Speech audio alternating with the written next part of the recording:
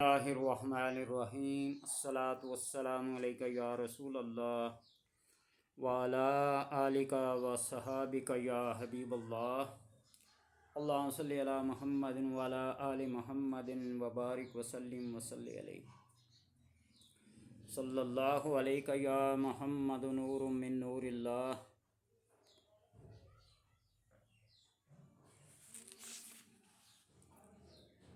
بد نظری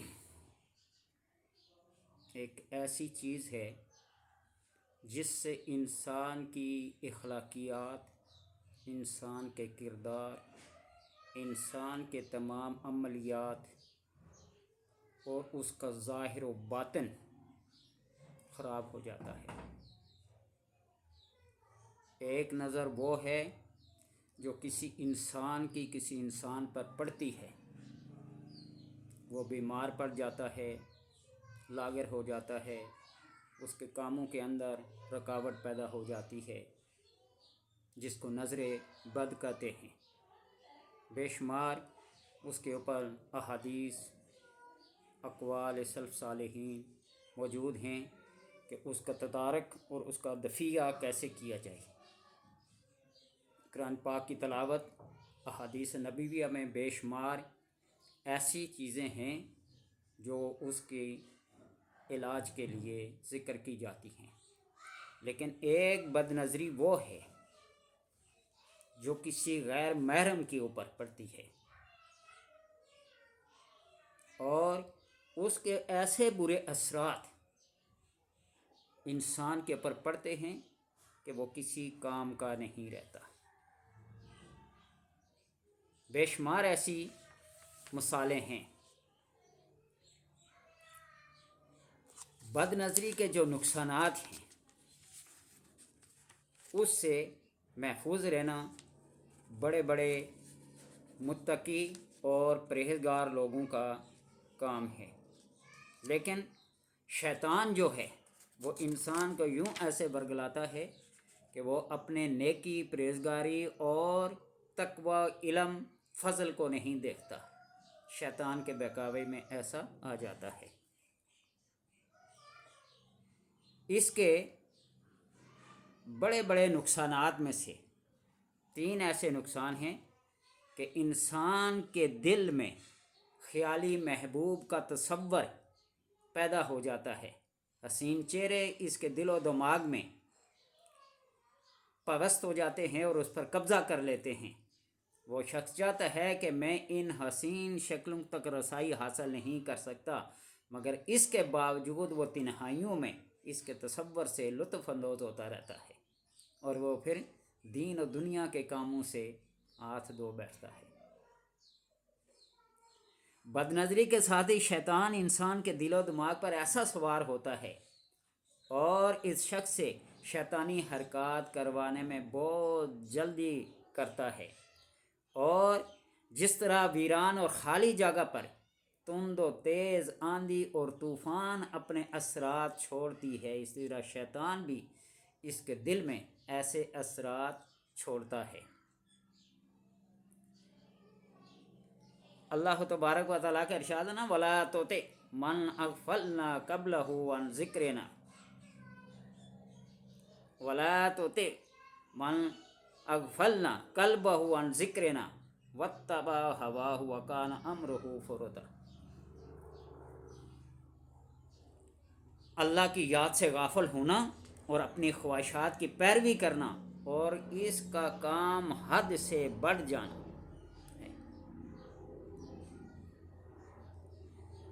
بد نظری کا دوسرا نقصان یہ ہے کہ انسان کا دل و دماغ متفرق چیزوں میں بٹ جاتا ہے، یہاں تک کہ وہ اپنے مصالح اور منافع کو بھول جاتا ہے، نفع اور نقصان کی چیزوں کو بھول جاتا ہے۔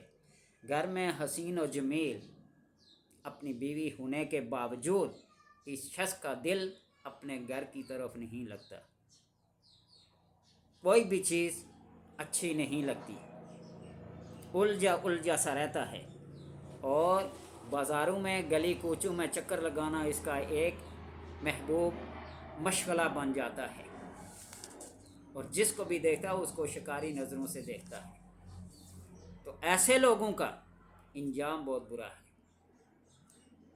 بے شک یہ میری ویڈیو کسی کو اچھی لگے یا نہ لگے، اپنے چہرے کو خوبصورت بنانے کے لیے، اپنی آنکھوں میں حیا پیدا کرنے کے لیے ان باتوں کا ہونا بہت ضروری ہے۔ اس لیے کہ اذا فات الحیا فافعل ما شئت، جب حیا فوت ہو جاتی ہے، چلی جاتی ہے، فافعل ما شئت، تم جو چاہو مرضی کرو، تمہیں پوچھنے والا کوئی نہیں ہے۔ بد نظری کا تیسرا بڑا نقصان یہ ہے کہ انسان حق و باطل اور سنت و بدعت میں تمیز کرنے سے عاری ہو جاتا ہے۔ حق کیا ہے، باطل کیا ہے، بدعت کیا ہے اور سنت کیا ہے، اس چیز میں تمیز نہیں کر سکتا، شکوک و شبہات میں مبتلا ہو جاتا ہے، اور اپنے دینی نیک لوگوں سے بدگمانیاں پیدا ہو جاتی ہیں۔ جو ان چیزوں سے محفوظ رہا، پرہیز کر لیا، تو اللہ تبارک و تعالی آخرت میں اسے انعام کیا دے گا، اسے انعامات کیا ملیں گے۔ ہر نگاہ کی حفاظت پر اللہ تبارک و تعالی اس کو اپنا دیدار نصیب کرائے گا۔ امام احمد بن حنبل رضی اللہ تعالی عنہ کو کتنی سزائیں دی گئی ایک مسئلے پر، خلق قرآن پر، بڑی بڑی صعوبتیں، مصیبتیں، مشقتیں برداشت کی، 19 کوڑے ایک ایک دن میں مارے گئے، 28 مہینے جیل میں بند رہے، قید و بند کی صعوبتیں۔ اور جب وہ اس دنیا سے رخصت ہوئے تو کسی ان کے چاہنے والے نے ان کو خواب میں دیکھا تو فرمایا، احمد بن حنبل، اللہ نے تمہارے ساتھ کیا معاملہ کیا ہے؟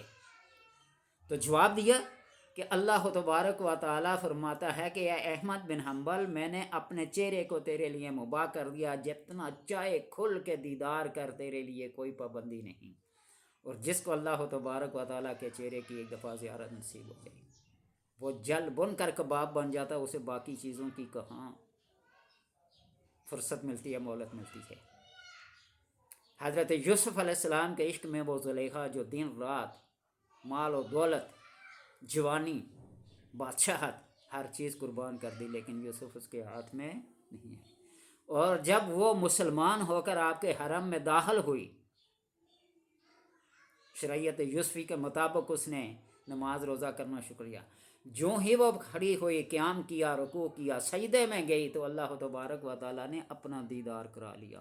اب اس کے اتنے لمبے چوڑے سجدے ہونے لگے کہ یوسف علیہ السلام کو انتظار میں وہ وقت گزارنا پڑتا۔ یہ اللہ تبارک و تعالیٰ پھر آخرت میں انعام دیتا ہے۔ اور اللہ تبارک و تعالیٰ ایسی آنکھیں قیامت کے دن عطا کرے گا جو رونے سے محفوظ رہیں گی، وہ آنکھیں روئیں گی نہیں۔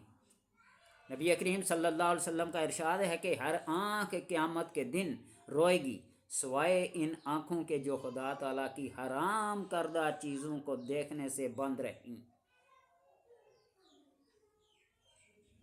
اپنی آنکھوں میں حیا پیدا کرو، اور وہ آنکھ جو خدا کی راہ میں جاگی رہی، اور آنکھ جو خدا کے خوف سے اتنا روئے، خواہ اس کی آنکھوں سے آنسو مکھی کے سر جتنا نکلے، وہ اللہ تبارک و تعالیٰ اس آنکھ کو قیامت کے دن رونے سے محفوظ رکھے گا۔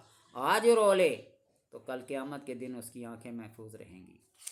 یہ بڑی عظمت اور بڑی شان والی بات ہے کہ اللہ تبارک و تعالیٰ ان چیزوں سے انسان کو محفوظ رکھے۔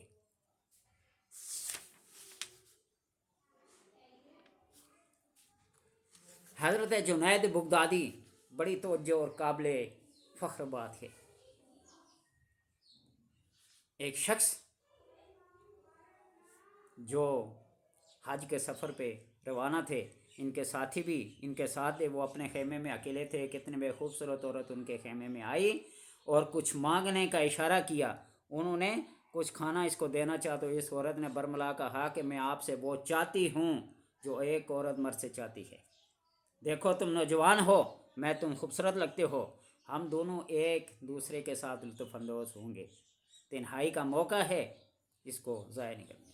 حضرت سلمان بن یسار رحمۃ اللہ تعالی یہ سنا تو سمجھ گئے کہ شیطان نے میری عمر بھر کی محنت کو ضائع کرنے کے لیے اس عورت کو بھیجا ہے۔ وہ خوف خدا سے زار و زار رونے لگے، اتنا روئے کہ وہ عورت شرمندہ ہو کر واپس چلی گئی۔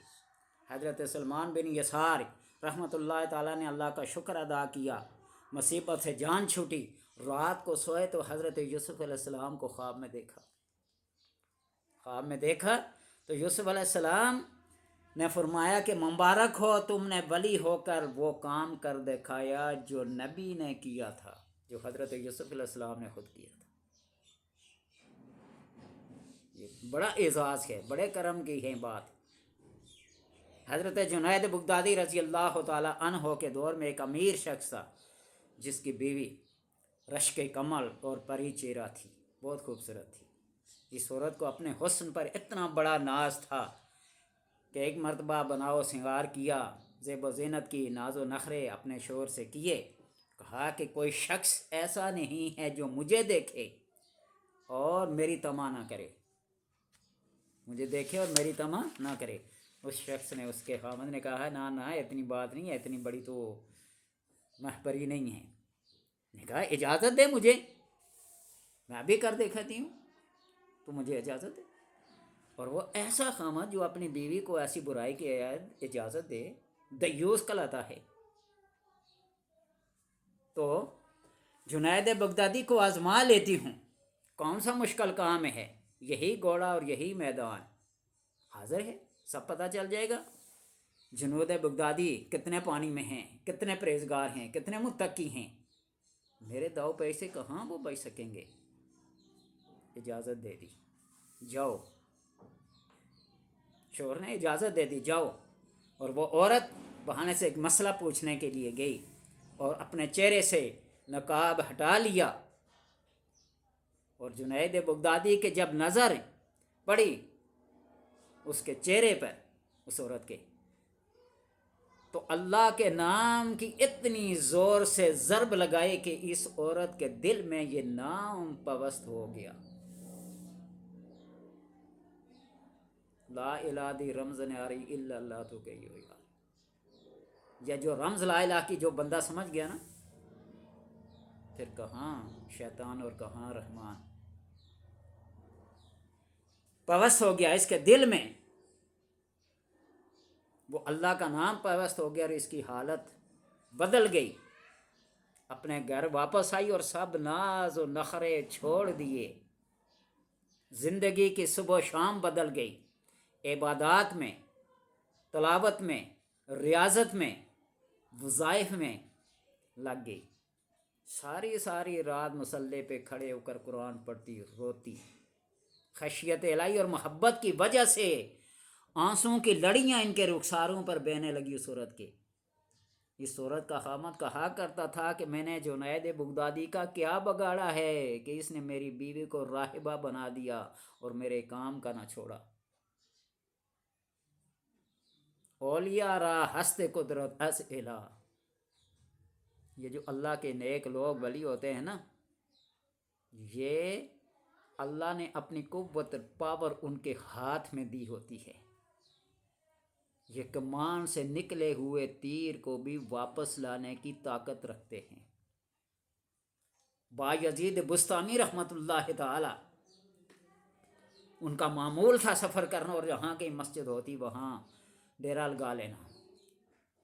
ایک ایسی عورت کے سامنے ہوا، جنید بغدادی نے کہا کہ آج کی رات میرے نام کر لے۔ مرید بڑے حیران ہوئے، حضرت یہ کیا؟ کہا اس عورت کے ساتھ آمنا سامنا جب بیٹھ کے ہوا نا، کہا کہ رات کا کتنا معاوضہ لیتی ہے وہ میں دوں گا، آج کی رات میرے نام کر دے۔ یہ میں ایسی بات نہ سمجھا کہ میں کوئی پٹڑی سے اتر گیا یا فحشا لوگوں کے قصے کہانیاں بیان کرنا، مقصد یہ نہیں ہے۔ مقصد یہ ہے کہ آپ کو اللہ کی راہ میں کھینچ کر ایسے لانا، کسی کے دل پہ ایسے اثر ہو جائے کہ وہ اپنی وہ حیات باتوں سے توبہ کر کے اللہ کی طرف متوجہ ہو جائے۔ وہ عورت کو حکم دیا جس طرح تم بناؤ سنگار کر کے لوگوں کے سامنے پیش ہوتی ہو جاؤ۔ اتنے میں آپ نے ایک آدمی کو بھیجا، بازار سے ایک نیا جوڑا کپڑوں کا لے آئے، غسل کرایا، کپڑے پہنائے، ادھر مصلی تیار کرایا. جب وہ نہا دھو کر بناؤ سنگار کر کے آئی، کہا کہ تو لوگوں کے کہنے پہ کام کرتی ہے، تو میرے کہنے پہ جو میں کہوں گا معاوضہ تمہیں پورا پورا ملے گا، ایسے ایسے کرنا. تھی تو وہ مسلمان کسی حالات کی مجبوری کی وجہ سے، تغیرات زمانہ کی وجہ سے، حادثات زمانہ کی وجہ سے کچھ پٹڑی سے اتر گئی تو اتر گئی. مصلی پہ کھڑی ہوئی نا نیت کر کے. ادھر با جدید بستامی کے ہاتھ بارگاہ لم یزل میں بلند ہوئے. رب العالمین، غسل کروانا، کپڑے پہنانا، مصلی تک لانا، یہ میرا کام تھا. اب اس کے دل کی حالت کو پلٹنا تیرا کام ہے.